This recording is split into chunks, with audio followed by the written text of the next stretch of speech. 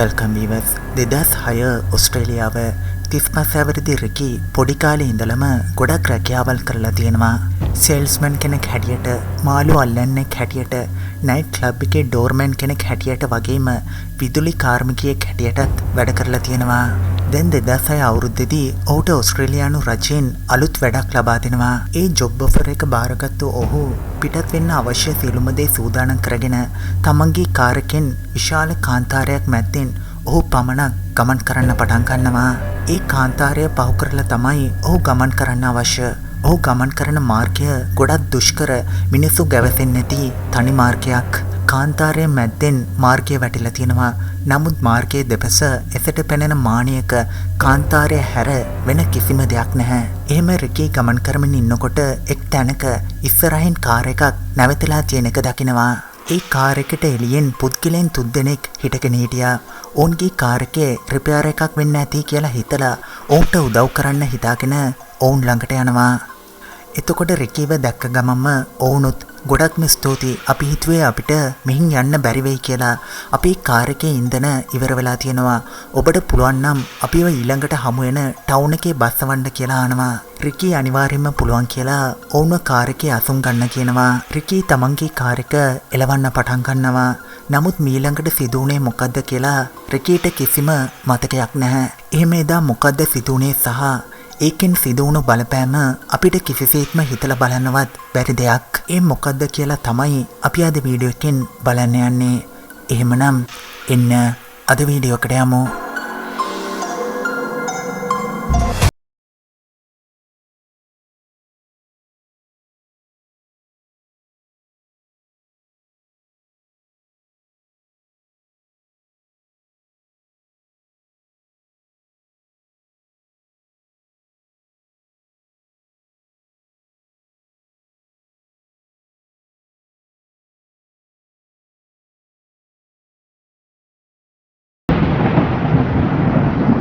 කලින් වීඩියෝවේ අපි අහලා තිබුණු ප්‍රශ්නයට මුලින්ම හරි පිළිතුර ප්‍රදීප් ෆර්නැන්ඩෝ කමෙන්ට් කරලා තිබුණා.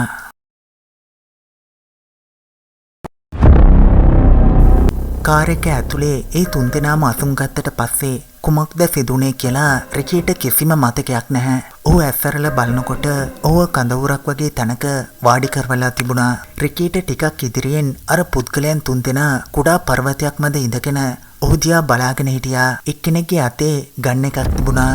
ඒ ගන් එක රිකී දෙසට එල්ල කරමින්ම ඒ පුද්ගලයා හිටියා. මොකද්ද සිදුවෙන්නේ කියලා වටහා ගන්න බැරුව හිටිය රිකී තමන්ගේ කාර් එක ඇතුළට ඔවුන් නැග්ග ගමන්ම කාර් එක ඇතුලේ ගියර් එක ගාව තියෙන බෝතල් හෝල්ඩර් එකේ තිබුණු බෝතලේ අරන් ඒකට මොනවා හරි කලවම් කරලා ඇති. ඒ නිසායි තමන් සිහි නැති උනේ කියලා රිකී හිතුවා. දැන් එක් පුද්ගලයෙක් වාඩි වෙමින් හිටිය තැනින් නැගිටලා රිකී ළඟට ඇවිත් බොන්න වතුර බෝතලය දික් කරනවා. ගොඩක් තිබහින් හිටිය රිකී අරගෙන බොන්න පටන් ගන්නවා. එතකොට රිකී මේ වතුරේ අනිවාර්යෙන්ම මොනවා හරි කලවම් කරලා ඇති කියලා නිකමට හිතුවා. ඒ කිව්වොත් ඊළඟ විනාඩි කිහිපයකින් නැවතත් රිකීට සිහි නැති වෙනවා.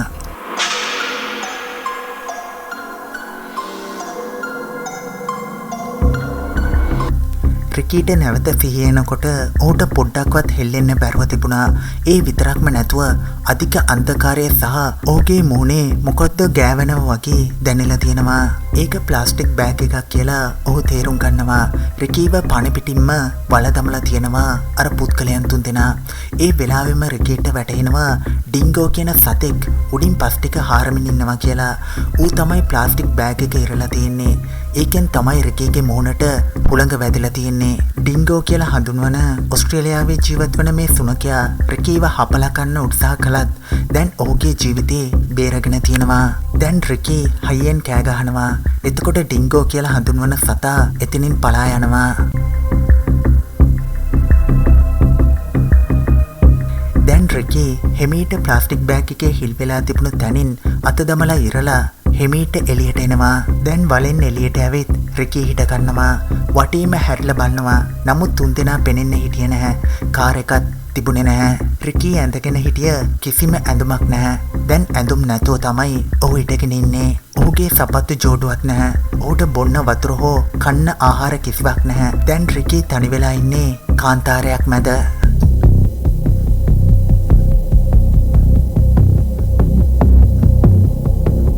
සිදුවෙන දේවල් වටහා ගන්න බැරිව දැන් මේ සිදුවෙන දේවල් හීනයක්ද කියලාත් ඔහු හිතලා තියෙනවා. ඒ වගේම ඒ පුද්ගලයන් තුන්දෙනා කවුරුන්ද?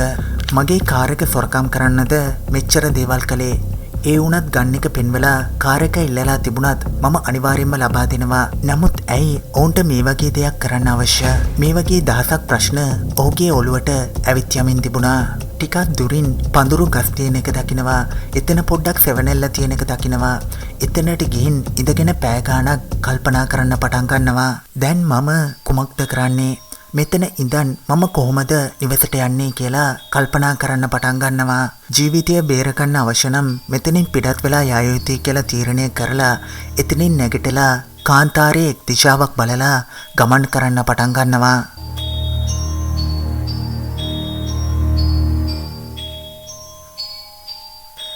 දිගටම දවස් 10ක් නතර වෙවි ගමන් කරමින්ම සිටිනවා. නමුත් ඔහුට කිසිම මිනිසෙක්ව මුණ ගැහුනේ නැහැ. වටේම කාන්තාරයේ විතරයි ඔහුට දකින්න ලැබුණේ. එතකොට තමයි කාන්තාරයේ මැද්දේ වතුර වලක් තියෙන එක ඔහු දකින්නේ. එතකොට රිකී හිතපු දේ තමයි කවුරු හරි ඇවිත් තමන්ව මුදව ගන්නකම් මෙතන ඉන්න එක තමයි හොඳම. දැන් බොන්න වතුර හරි තියෙනවා කියලා එතනම නැවතිලා ඉන්න ඔහු තීරණය කරනවා. සතියක් ගත වෙලා ඉවරයි. ඔහු කාන්තාරයේ මැද්දේ තනි වුණු දවසේ ඉඳලා ඔහු කිසිම දෙයක් ආහාරයට ගත්තේ නැහැ. මේ නිසා ඔහුගේ කුස හිර වෙන්න පටන් ගන්නවා. දරා ගන්නවත් බැරි වේදනාවක් දැනෙන්න පටන් ගන්නවා. ඒ වේදනාව ඉන්නකොට ඔහුගේ ඉදිරියෙන් හෝනෙක් යන එක දකිනවා. කිසිම දෙයක් හිතන්නේ නැතුව ඊළඟ නිමේෂයේම ඌව අල්ලලා ආහාරයට ගන්න පටන් ගෙන තිනවා.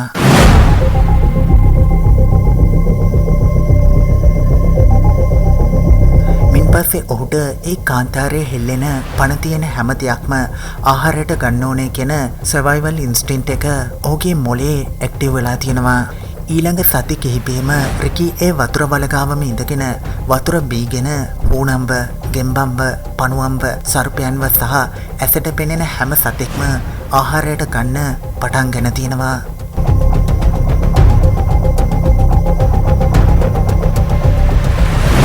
පැලැටිත් ආහාරයට අරන් තියෙනවා. නමුත් කොයිකද ශරීරයට විෂ වෙන්නේ, කෝකද විෂ නැත්තේ කියන එක ඔහුට දන්නේ නැහැ. නමුත් කොච්චර වුණත් ඔහු ඒකෙන් තෘප්තිමත් උනේ නැහැ.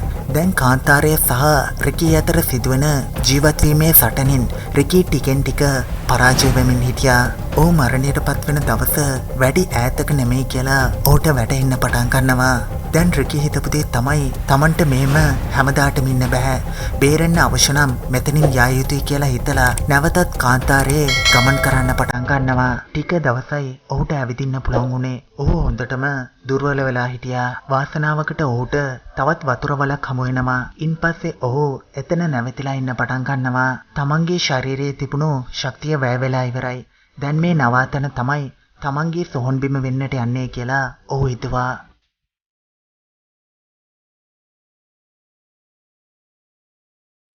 ඊළඟ දවස් කිහිපයේ කාන්තාරයේ සුනකයන් ඔහුව වට කරගන්න පටන් ගන්නවා. උන්ට දන්නවා රිකී ටික දවසකින් දුර්වල වෙලා මරණයටපත් වෙනවා කියලා. රිකී පුළුවන් තරම් කෝටු කෑලි යොදාගෙන තමන් ඉන්න තැනේ වටේම වැටක් වගේ ඉදි කරනවා. උන්ට ඉන්න බැරි වෙන්න.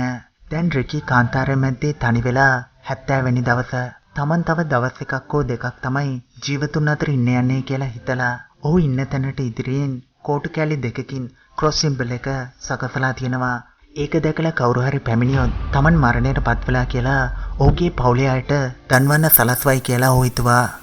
නමුත් 71 වෙනි දවසේ රිකී ඔහුගේ ෂෙල්ටර් එකෙන් පිටත හිටගෙන ඉන්නකොට ඔහුට ටිකක් දුරින් තමයි මාර්ගයක් තිබිලා තියෙන්නේ. ඒ මාර්ගයේ කාර් දෙකක් වේගෙන් ගමන් කරන එක ඔහු දකිනවා. ඒ කාර් දෙකම රිකීව දැකලා ඔහු ගාවට පැමිණෙනවා. රිකී කාර් එක දැක්ක ගමන්ම කාර් එක ඇතුලේ මිනිසුන්ව දැක්ක ගමන්ම සිහි නැතිව ඇද වැටෙනවා.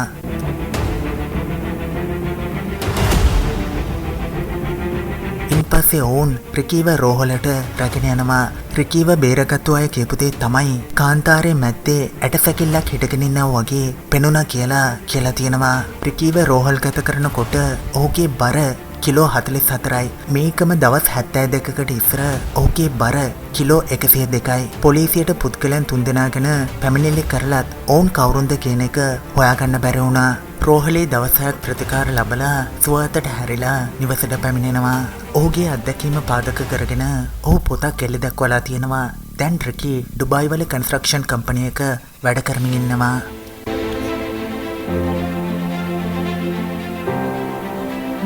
අපි හැම කෙනෙක් ඇතුළෙම රිකී ජීවත් වෙන්න සටන් කරපු කැපවීම සහ අධිෂ්ඨානය තියෙනවා.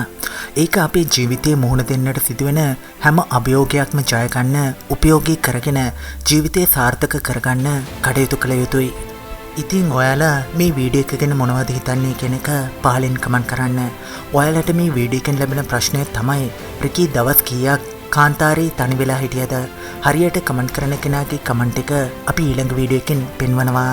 එහෙමනම් නැවතත් මේ වගේ වීඩියෝ එකකින් හමු වෙන්නම්. සුබ දවසක්.